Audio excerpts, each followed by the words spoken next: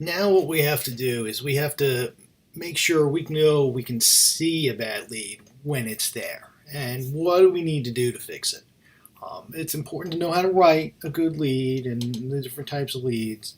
But there's a few different types of leads that some people, when they're trying to be creative and trying to mix it up a little bit, they quote unquote try to get a little cute and don't don't do that, because then there's lots of problems with that when you're writing.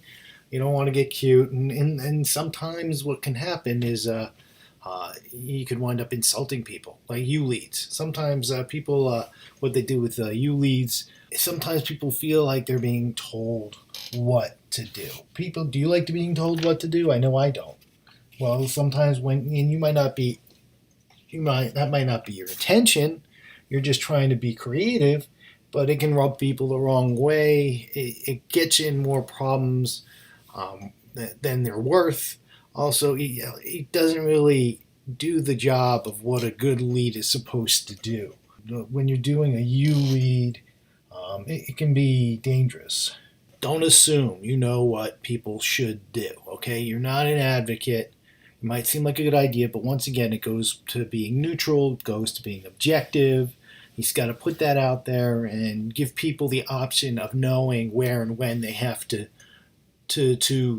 do this thing. And here in this specific example, we have a bad lead. The Alpha Beta fraternity is sponsoring a blood drive Wednesday, and you should donate a pint for the cause. You know, like I said, people don't like being told what to do. It's like, go away. Maybe I don't have time. Maybe there's some reason they can't do that. Or you're trying to basically tell them what to do. People don't like that. If they do it and they hear about it, give them the option, okay? Once again, when it comes to assumptions, in this instance, you shouldn't assume what people should do. There could be any number of reasons why they can't do it. They could have a blood issue. They might want to do something, so do another blood drive someplace else. There's so many other options. Once again, you're assuming, you're telling people what to do. You're not supposed to be an advocate. You're not supposed to tell them what they should be doing.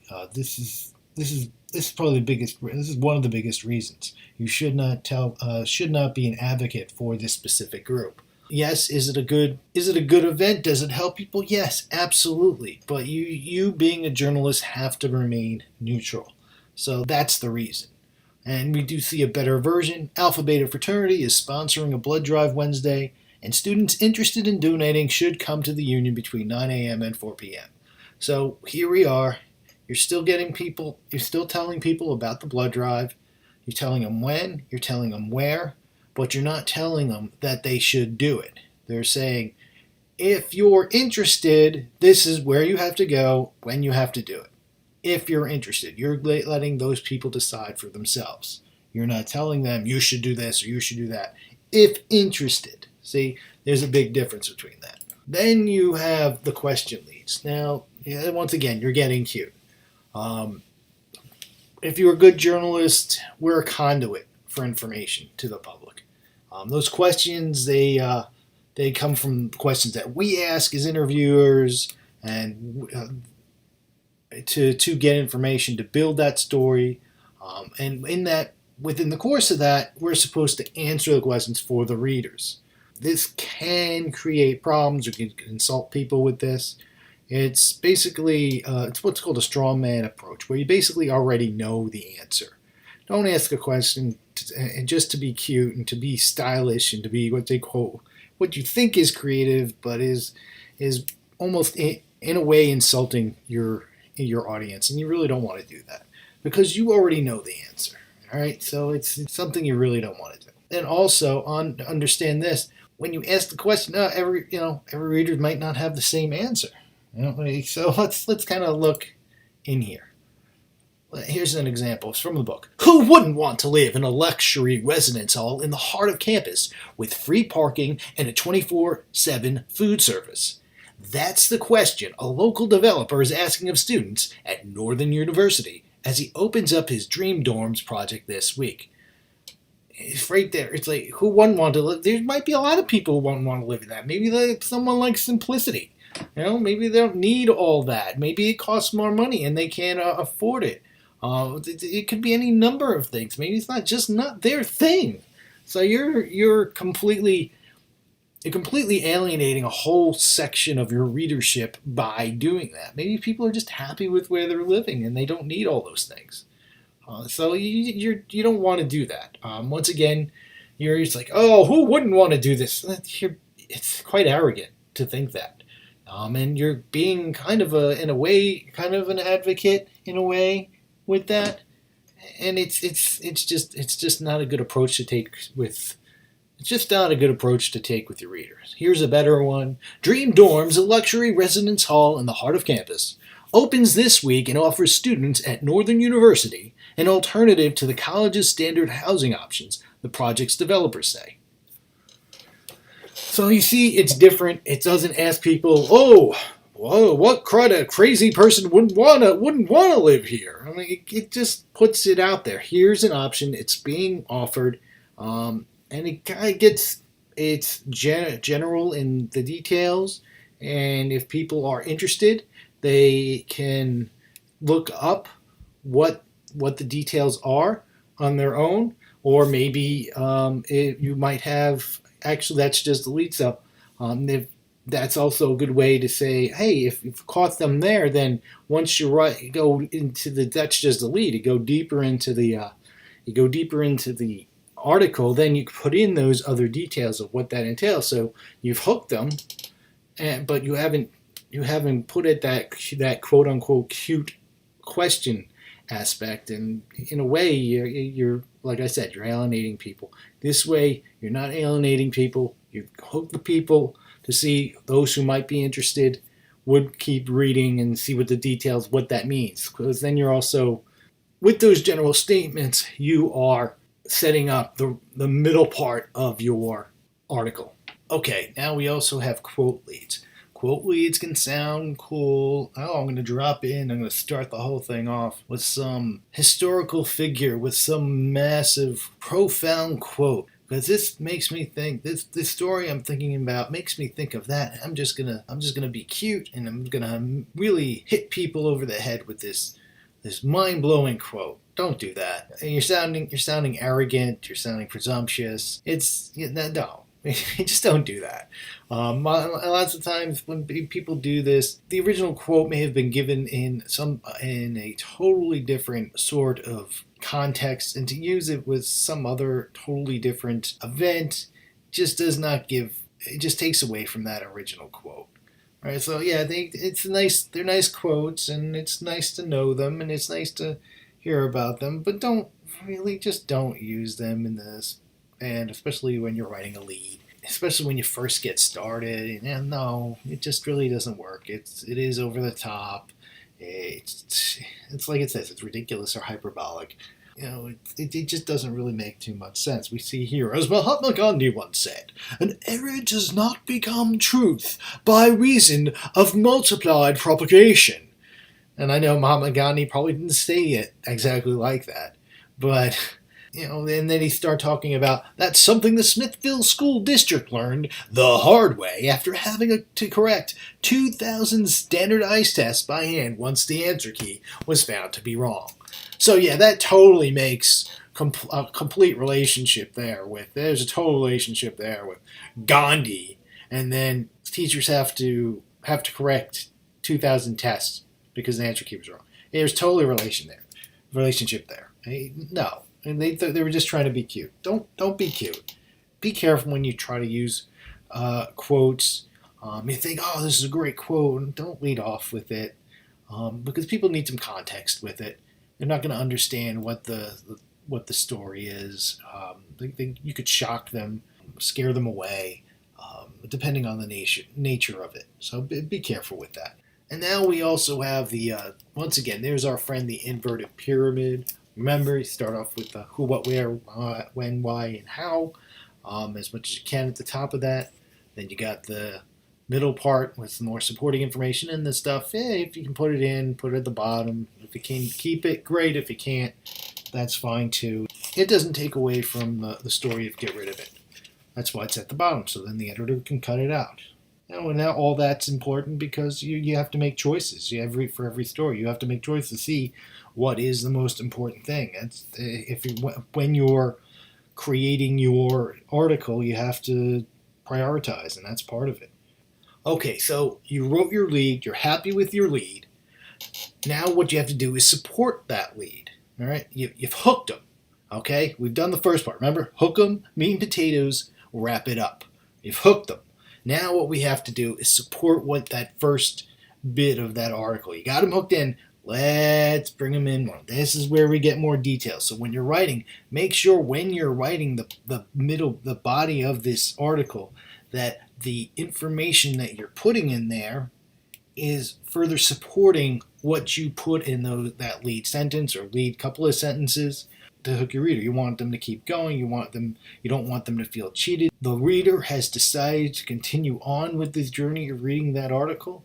You've hooked them in. You want to live up to your responsibility as a journalist by giving them all the other details to that story that you hook them in with that main lead. It's also important not to get off on tangents. It's easy to get off on tangents, especially if you're dealing with certain stories. There could be conflict within there. You've gotten quotes. How do I fill in the quotes? You have to make sure whatever you wrote in that lead part, the things that you are writing in the body support that. You don't get away from what was put in that lead. Now, if there's conflict or some sort of conflict with that, then you have to somehow put that into the lead. Somehow in that lead, that's part of the story. You find a way to work that in, and then you give a more full and complete article. Now, this is really important. Write in small chunks. When you read an article of this nature, there's only a couple sentences. There's a sentence here, there's a sentence there. You want to keep the flow going. You don't want to overwork your reader. It can be intimidating to read this big, long, massive mess of words, and people are going to sometimes be dissuaded from reading. I'm not going to read all this. You got to keep it simple, make it easy to read. Don't get too flowery with your words. Remember, you're telling a story. Kind of think of it as a way you're telling a story to a friend. All right, and as best you can, with using all the journalistic rules and styles that are expected. And also, very important, very, very important here, make sure you know when to stop. Editing is a huge part of writing these stories. You have to know you have to know how much is enough. Did you support your lead? Did you get all of your information in there that's necessary? But you have to keep it brief. You got to keep it succinct. Okay? Really, really important to remember that. Which finally brings us to overly general, hyperbolic, many people, some people, nobody, everybody. Using these in leads or within the context of your article, it may sound neat and might sound cool, but it just doesn't work. It's way too general. You're a journalist.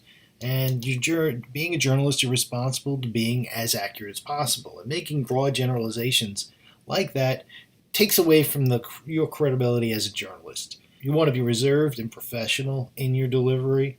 Phrasings like this, especially within that lead, it takes away from the story. This goes back to being a straw man lead.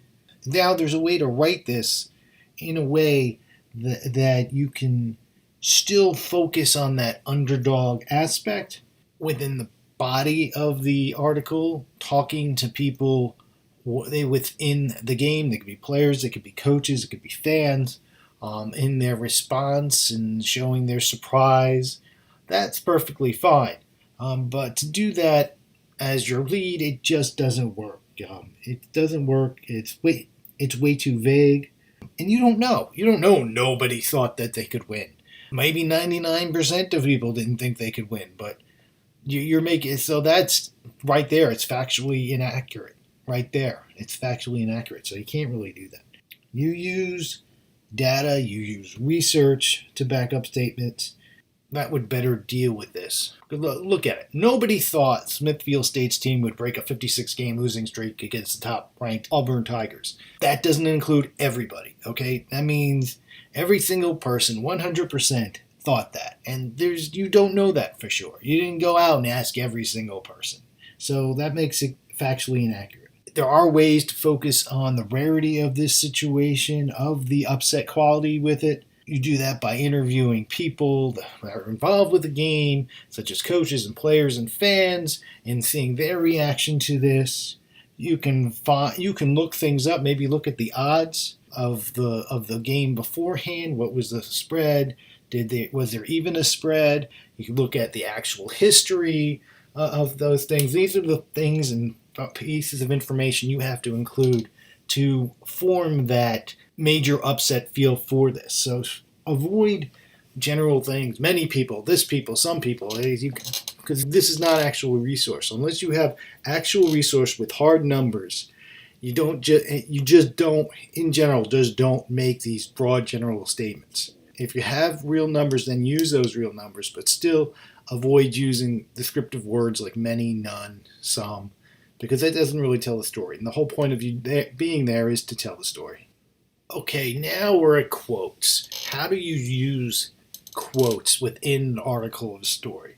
That is essential to any good story. I mean, this is where you actually hear from the source in the story you're telling about, the players of the story. It's important to know the different types and when you have to use them. We have a little word game here to help you remember the 3 different types: dip, direct, indirect, and partial. All right, your direct quotes, they are usually word for word. This happens when it goes beyond the facts. They say something that's interesting. Your indirect quotes are not word for word. Now, sometimes you're going to have interviews or have certain bits of information that you're quoting that do not work well as a quote. But there's information in there that you're going to have to use. We'll show the differences between them. All right, direct quotes, you're using these when you get more than just facts. Sometimes you're going to have a story. You're going to get some certain facts about certain things, but you're also going to get opinions. All right, for the example in the book, to show this, they talk about the Warrenville City Council. They voted 5-4 Tuesday and in favor of an ordinance to sell naming rights for city parks despite allegations of financial malfeasance. And then there's a quote directly in there from someone who's against it. So you have your lead of what happened. You also have information there that's tossing basically to a quote where it talks about the financial malfeasance, and there was allegations of financial malfeasance. So you have a way to toss to it. So if the plan goes as compromised, it's a clear case of political pocket lining. So you're seeing that there. You're also going to see it when somebody says it in what they call an interesting fashion. So it's something in an interesting fashion. There are some times when people are just downright blunt, and people are not flowery or reserved, and sometimes they just go out and say some things that really you wouldn't normally see, but sometimes it's unique. That unconventional way is expressed in a way that's that could get a laugh. It could just to the point, and it has merit there. It just is, and you'll know it when it's said. Now, your indirect quotes are different. Sometimes you're going to have things. You're going to be in situations, and in the book, they have an example where an attorney is talking to a hostile witness. And there's back and forth. There's question, answer, short answer. Here, like, yeah. Oh, well, why'd you do this? Mr. Womack, are you an associate of defendant Johnny James? Yeah. Did he ask you to kill Jane Smith? Yeah. And did you kill her? Yeah. All right. You can't really use that as a quote. But what you can do is paraphrase. So you're not going to be actually quoting them word for word, but you're going to take all the information that you get from this very important testimony in this, and you paraphrase it to make full, complete sentences. So Convicted murderer Carl Lamack testified that he killed Smith at the request of his associate Johnny James, saying James had an affair with Smith and feared it would become public. And if you read the rest of that transcript, you'll find that other information. It was all just one big long sentence, and it totally wrapped up what he had said without quoting, yeah, question, yeah. So you see how the indirect quote works. Sometimes you have phrases that really work and have a real value to your story, but you might not like everything else that they said. There might have been only a few words here, a phrase, or something like that. This is where you use partial quotes, and in the example they have is, the father of a sixth grader who made a phony bomb threat to avoid taking a math test called his son's quote-unquote harmless fun and argued that the boy should not be suspended. So you're seeing the fact that it's harmless fun. You didn't hear anything else about from that father or what he had to say. That had value because it was a quick reference to that little phrase, and it worked within the context of it.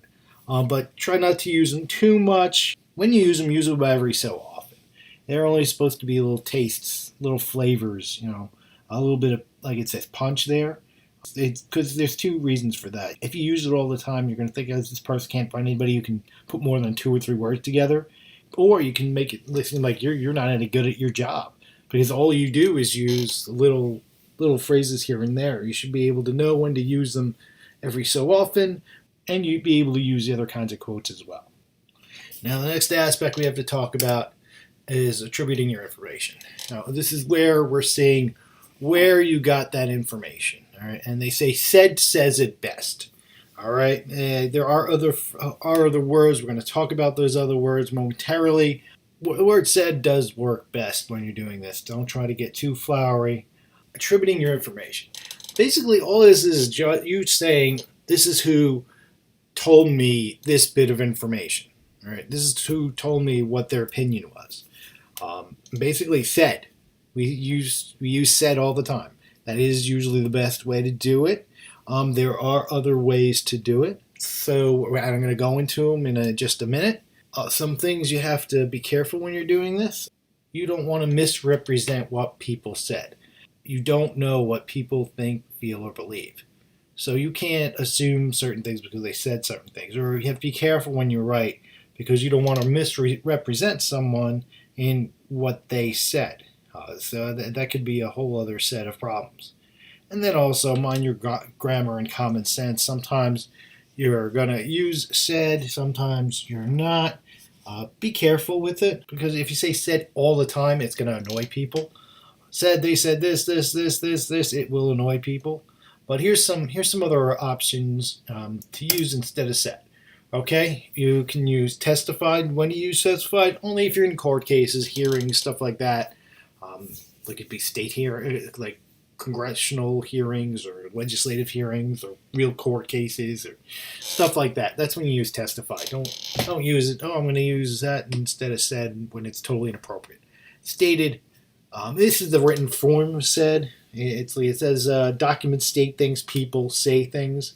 Okay, so the only times I write state, it's a law states this, a document, so that's usually a document. So that's when it's appropriate to use that. So if a person has given you a quote, then they said it. They didn't state it. Don't use state in that instance. Announced. These are only used when you have actual formal proclamations, like, oh, the governor is announcing he or she is running for another term. All right, so that's a formal proclamation, a formal announcement. Companies have announcements all the time. That's perfectly fine.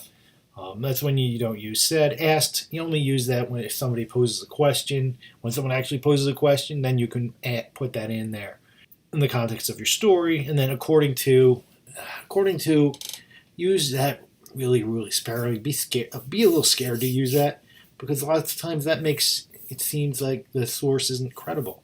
Yeah, I know you hear all the time on TV news, according to this poll or according to that poll. Yeah, people. I think television uses it a little too much. Don't use that all that often. Every so often. Once again, this is very, very, very, very sparely. Very, very rarely use that. And just some things to remember. I use a reader-centric structure. Remember, it's always about the reader, the impact on the reader. So you have to remember always going that. What's the most important stuff first? Goes to the pyramid. Most important stuff up top. 5 W's and the H. Then you have your middle and then your end. Remember, hook 'em, meat and potatoes. Wrap it up. Then also you have your sources. You make the best use of those quotes. Please try and avoid bias as much as possible. It's important because we're journalists and we need to get the truth out there. All right, and then practice, practice, practice. All right, only way you're going to get better at doing the inverted pyramid is by doing it over and over and over and over again. Don't worry, eventually it will become second nature because you will just keep doing these things over and over and over again. All right. Well, that's the end of basic news writing. I hope you learned something there, and we will continue on with the next chapters. All right. I hope you're all doing well and stay safe. Keep on keeping on. All right. Bye.